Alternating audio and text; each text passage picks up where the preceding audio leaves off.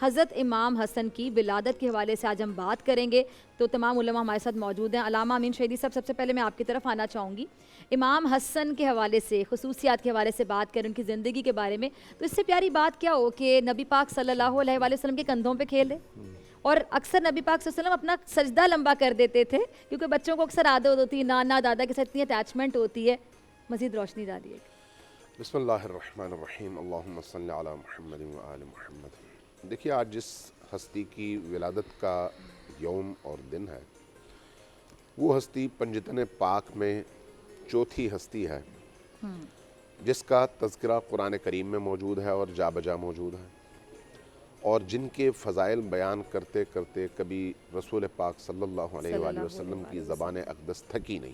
سبحان اللہ۔ وہ ہستی جس کے فضائل کو اگر ہم بیان کرنا چاہیں، جن کے مناقب بیان کرنا چاہیں، تو کتابیں بھر جائیں اور ختم نہ ہوں، چونکہ امام حسن مجتبیٰ صلوات اللہ علیہ وسلامہ علیہ وہ ہستی ہیں جو پنجتن آل ابا، جن کو اصحاب کسا کہتے ہیں، ان میں چوتھے فرد ہیں۔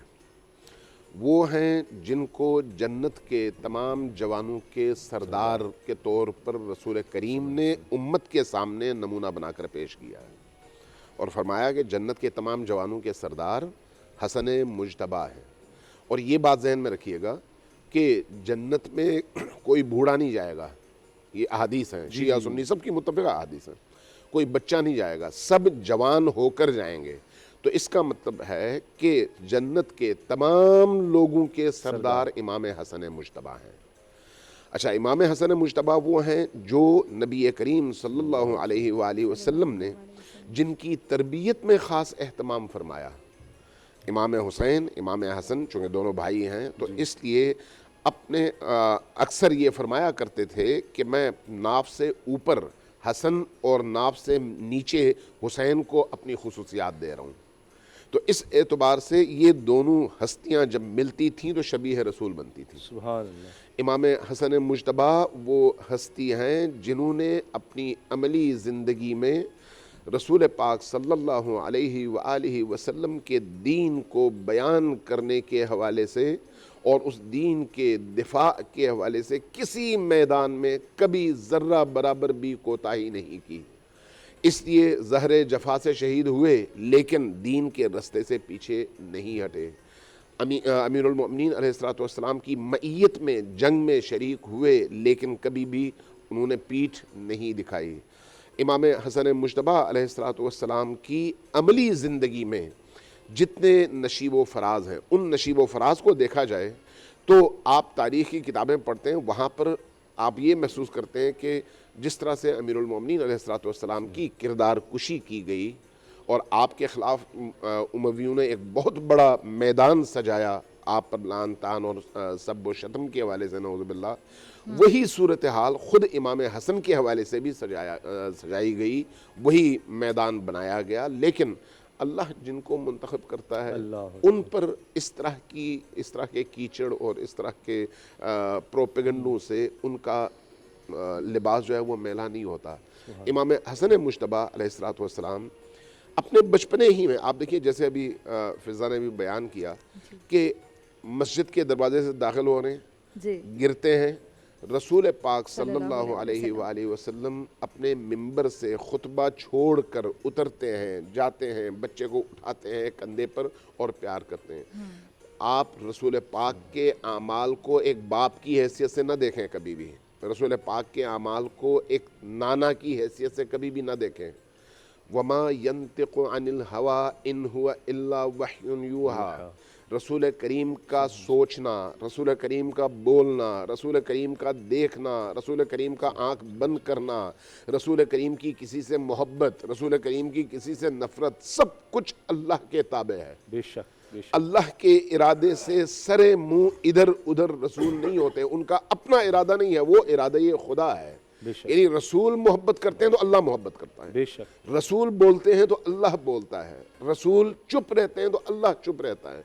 اس اعتبار سے رسول اللہ نے جو پیار فاطمہ الزہرا سلام اللہ علیہا کو دیا، جو محبت امام حسن مجتبیٰ کو دی، جو محبت امام حسین علیہ السلام کو دی، وہ گویا خدا کی محبت ہے۔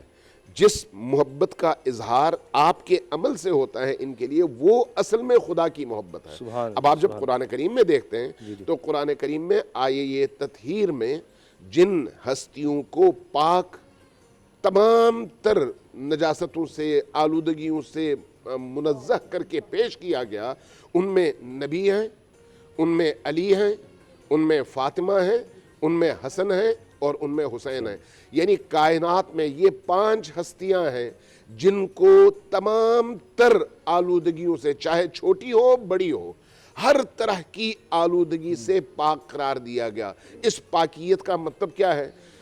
مکتب تشیع اور مکتب اہل سنت میں 2 اصطلاحیں چلتی ہیں۔ ہمارے ہاں عصمت کہا جاتا ہے اور اہل سنت کے ہاں حفاظت کہا جاتا ہے۔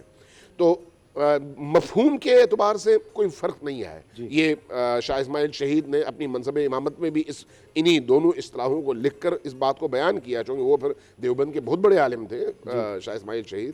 انہوں نے یہ بات لکھی ہے کہ بھئی ہم چاہے عصمت کہیں چاہے حفاظت، معنی دونوں کا ایک ہے۔ وہ کیا ہے کہ یہ جو 5 ہستیاں ہیں جن کو ہم اصحاب کسا کہتے ہیں، یہ 5 ہستیاں ہر طرح کی آلودگی سے چونکہ پاک ہیں اس لیے معصوم ہیں۔ جب معصوم ہیں تو پھر کسی خطا کی نسبت ان سے دینا انسان کی پیدائش کی خطا کی دلیل ہے، ورنہ انسان اگر اس کی نسل ٹھیک ہو، وہ اگر صحیح ہو، تو کبھی بھی ان ہستیوں کی طرف خطا کی نسبت کبھی بھی نہیں دے سکتا۔ تو امام حسن مجتبیٰ اس حوالے سے قرۃ عین الرسول بھی ہیں، بضعۃ الرسول بھی ہے، رسول اللہ کے اپنے وجود کا حصہ بھی ہیں۔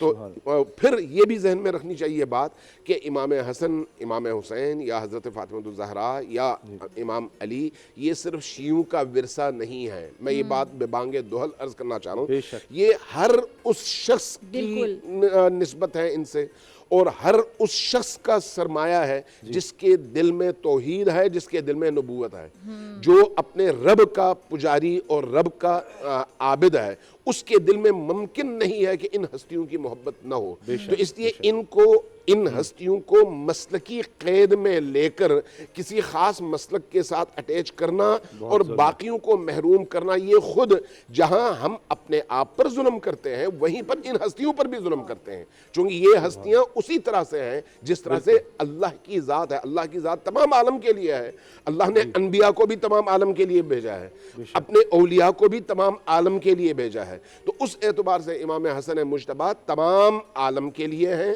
تمام زیروح موجودات اور مخلوقات کے لیے ہیں، اور اللہ کے فیض کے پہنچانے کا ذریعہ ہیں تمام مخلوقات تک انشاءاللہ۔ سبحان اللہ، سبحان اللہ۔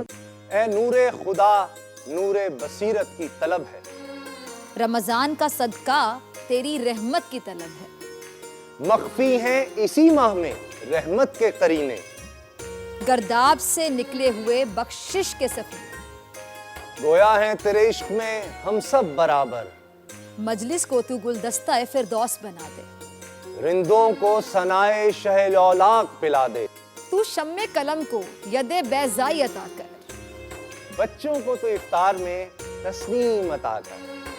رمضان مبارک کی خصوصی نشریات رمضان میں بول، صرف بول انٹرٹینمنٹ پر۔ رمضان میں بول